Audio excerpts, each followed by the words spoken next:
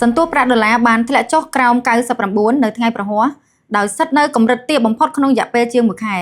ដោយសារមានការចុះខ្សោយកាន់តែច្រើននៃទីផ្សារការងាររបស់សហរដ្ឋអាមេរិកបានពង្រឹងការរំពឹងទុកសម្រាប់ការកាត់បន្ថយអត្រាការប្រាក់របស់ធនាគារកណ្ដាលសហរដ្ឋអាមេរិកនៅសប្តាហ៍ក្រោយ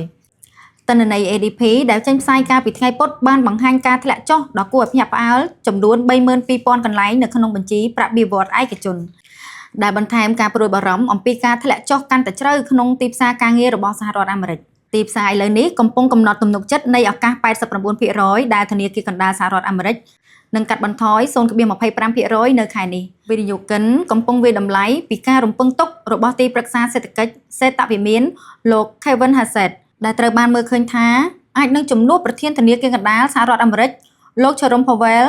នៅក្នុងខែឧសភាឆ្នាំ 2026 ដែលជាចលនាមួយអាចនឹងបង្ហាញពីការជំរុញឲ្យមានការបន្ធូរបន្ថយប្រាក់ដុល្លារកាន់តែខ្លាំងក្លាក្រៅពីនេះប្រាក់ដុល្លារបានប្រឈមមុខនឹងសម្ពាធធ្លាក់ចុះដោយសារកំណើនតម្លៃប្រាក់ដឺរ៉ូដ៏រឹងមាំបន្ទាប់ពីទិន្នន័យសកម្មភាពអាជីវកម្មនៅក្នុងតំបន់អឺរ៉ូមានភាពល្អប្រសើរពាណិជ្ជករក៏បានតាមដានប្រាក់យេនផងដែរដែលបានបន្តកើនឡើងខ្ពស់ចំពេលមានការរំពឹងទុកថាធនាគារកណ្ដាលជប៉ុនអាចដំឡើងអត្រាការប្រាក់នៅខែធ្នូនេះដែលអាចនាំឲ្យប្រាក់ដុល្លារចុះទាបផងដែរ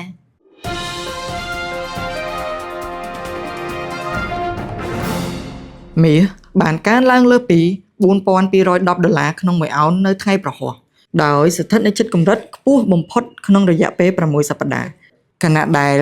វិនិយោគិនមានទំនុកចិត្តលើការកាត់បន្ថយអត្រាការប្រាក់របស់ធនាគារកណ្ដាលសហរដ្ឋអាមេរិកនៅសប្តាហ៍ក្រោយទិន្នន័យ ADP ខែវិច្ឆិកាបានបង្ហាញពីការធ្លាក់ចុះដ៏គួរឲ្យភ្ញាក់ផ្អើលនៃការងារក្នុងវិស័យឯកជន